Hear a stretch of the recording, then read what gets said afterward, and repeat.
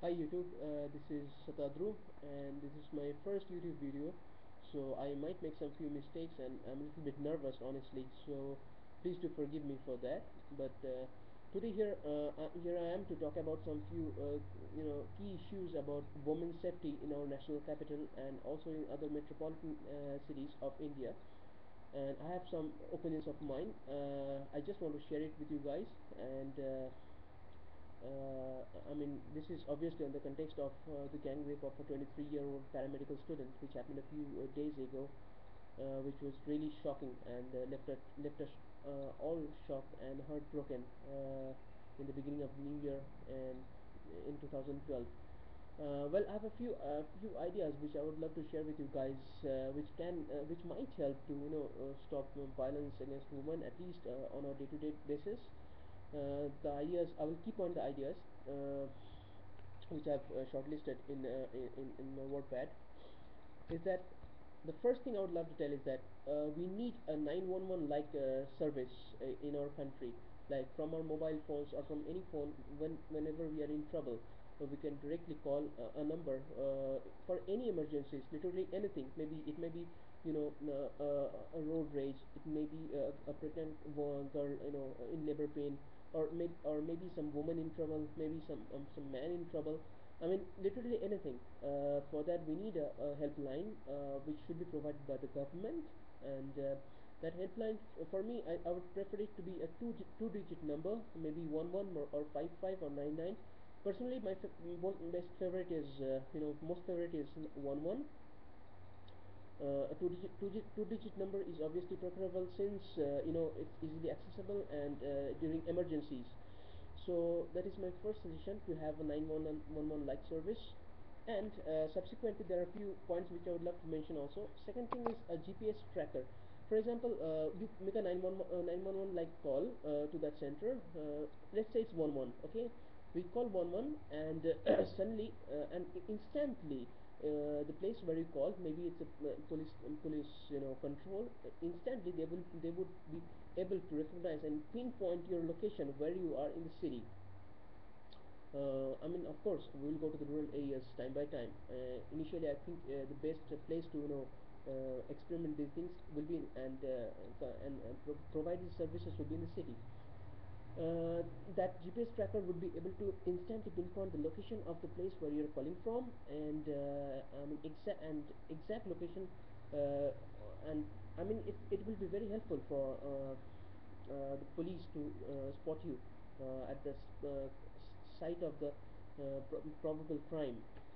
And the third point I would love to mention is that about high-tech police vehicles.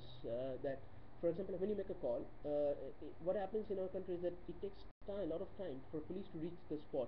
So my suggestion is that our police force should have high-tech vehicles, high-speed vehicles which can reach the spot immediately.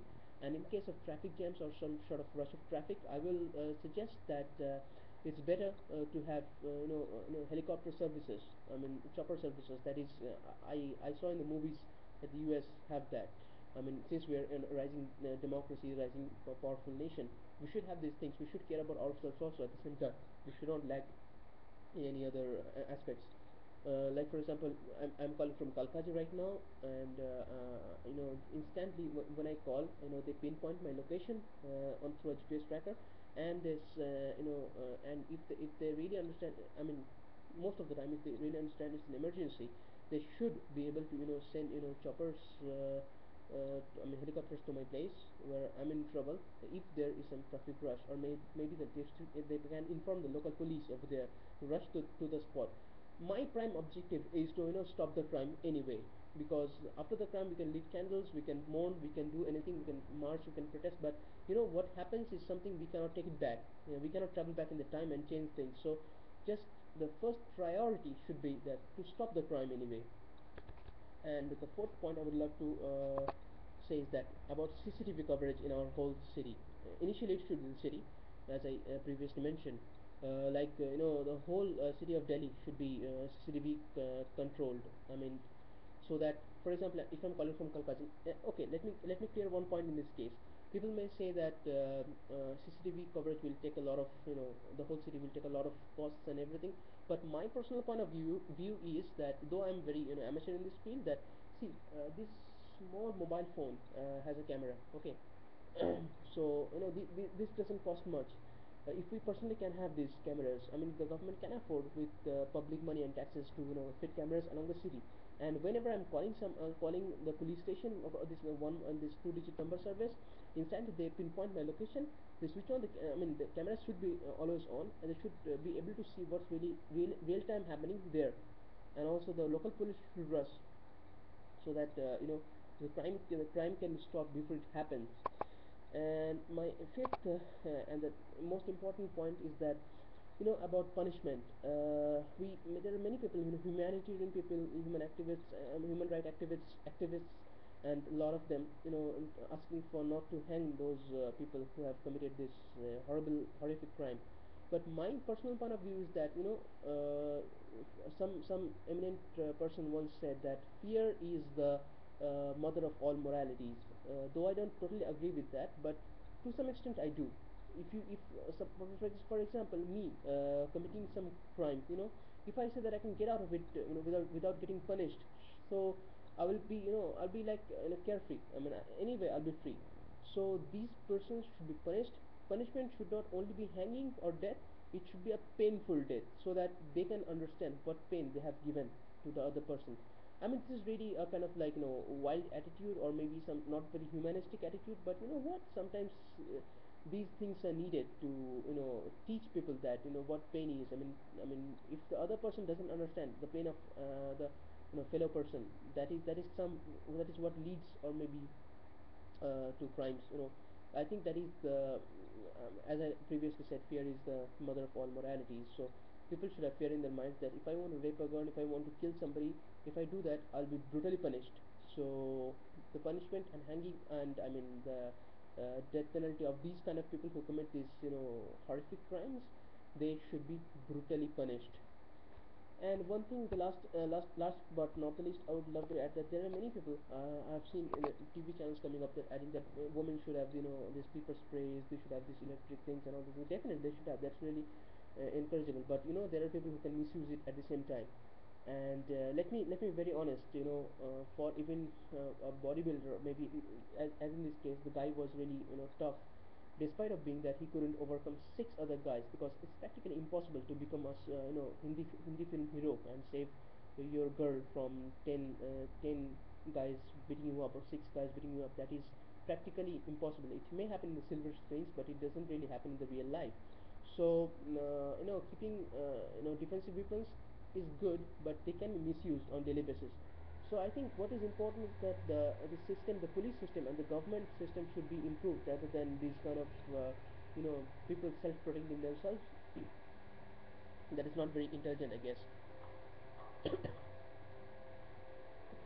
And so people, I mean, the government should be much more effective in this measures. Advancement of technology is very important in stopping crimes. We have seen previously, a lot of crimes used to happen, but they used to get unreported, and probably this kind of rape that would have happened maybe a few hundred years from now would have not been known by everybody. It would not produced a nationwide rage. But today it's happening. Today people are getting more cautious about these things. Why? Because we have internet, we have media, and all these things, and these should be used properly with technical minds to stop crimes. Because it's really easy to post a video like this, which I'm doing right now, and mourn for the lost life.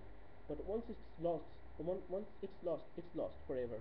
you know first thing, and the first thing that should come into anybody's mind is that how to stop the crime from happening. We simply don't want these things to happen again. And that is the main problem, I guess. And please do rate my video, have your comments, and says this is my first video in YouTube, and this is I'm taking my time out to make this video, because I'm really shocked and deeply grieved by the incident that has happened with this young paramedical student. And this has really left me shaken and disturbed for the last few days, like anybody else, I guess, other than psycho minds, or maybe some really hateful minds. So please do comment and suggest me if I'm wrong. Please do forgive also, because this is my first video. I'm very nervous to talk about the camera and share it with many people out there. So please do rate and comment, and do without any hateful speeches, do criticize if you feel like, do add some points if you think. And thank you very much for watching. It might be a little boring because I was really fumbling a few times while recording the video. uh, have a good day, and happy new year. Let us hope that this kind of crimes, though it might be practically not possible right now, but I deeply wish that there will be some day when these crimes would be just a history. Thank you very much. Have a good day.